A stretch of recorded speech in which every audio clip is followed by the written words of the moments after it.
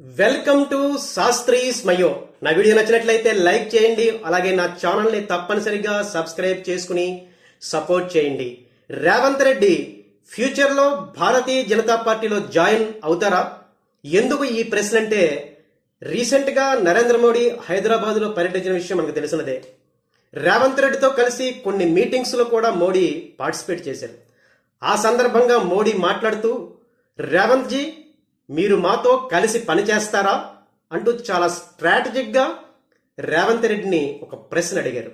ఇప్పుడు ఇదే అంశాన్ని ఒక ఇష్యూగా మార్చి రేవంత్ రెడ్డి ప్రత్యర్థులు, ఇదిగో చూడండి, రేవంత్ రెడ్డి ఫ్యూచర్లో తప్పనిసరిగా భారతీయ జనతా పార్టీలో జాయిన్ అయ్యే అవకాశం ఉంది, అందుగురించే నరేంద్ర మోడీ ఈ రకంగా మాతో కలిసి పనిచేస్తారా అంటూ రేవంత్ రెడ్డిని ప్రశ్నించారు అంటూ ఊహాగానాలకి తెరలేపారు. అయితే రేవంత్ రెడ్డి మాత్రం చాలా తెలివిగా ఈ రకంగా మోడీ ప్రశ్నించడం కేవలం కేంద్ర రాష్ట్ర ప్రభుత్వాల రిలేషన్కు సంబంధించిందని, దీంట్లో ఎటువంటి రాజకీయాలు లేవంటూ కొట్టిపారేశారు.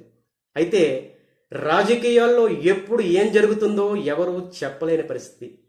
రేవంత్ రెడ్డి ఒక సందర్భంగా మాట్లాడుతూ, తను school education Bharatiya Janata party Parivar అంటే ఏబీవీపీలో చదువుకున్నానని, అలాగే కాలేజీ ఎడ్యుకేషన్ తెలుగుదేశంలో చదువుకున్నానని, ఇప్పుడు కాంగ్రెస్ పార్టీలో ఉద్యోగం చేస్తున్నానంటూ చాలా చమత్కారంగా ఒక స్టేట్మెంట్ ఇవ్వడం జరిగింది.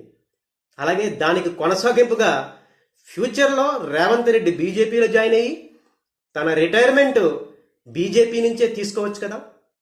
సో ఏదైనా జరిగే అవకాశం ఉంది రాజకీయాల్లో. ముఖ్యంగా హిమంత బిశ్వ శర్మ, ఈయన కూడా ఒకప్పుడు కాంగ్రెస్ నాయకుడే, కాంగ్రెస్ రాజకీయాల్లో ఆరితేరిన వ్యక్తే.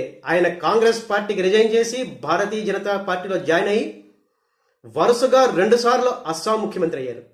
ఇక సుబేందు అధికారి, ఈయన టీఎంసీలో మమతా బెనర్జీకి రైట్ హ్యాండ్.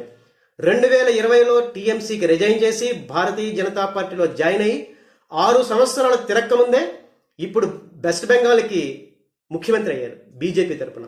ఇలా రాజకీయాల్లో ఎప్పుడు ఏం జరుగుతుందో ఎవరు ఊహించలేంది. అయితే ఇక్కడ చిన్న తిరకాసు ఉంది.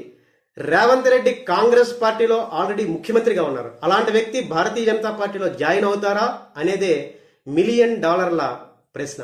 అయితే ఒకటి మాత్రం నిజం, నరేంద్ర మోడీ నర్మగర్భంగా ఈ రకంగా రేవంత్ రెడ్డిని ప్రశ్నించి రేవంత్ రెడ్డిని ఇరికించారనే చెప్పవచ్చు. సో ఈ వీడియో మీద మీ అభిప్రాయాలను తప్పనిసరిగా కామెంట్స్లో తెలియజేయండి. Thank you.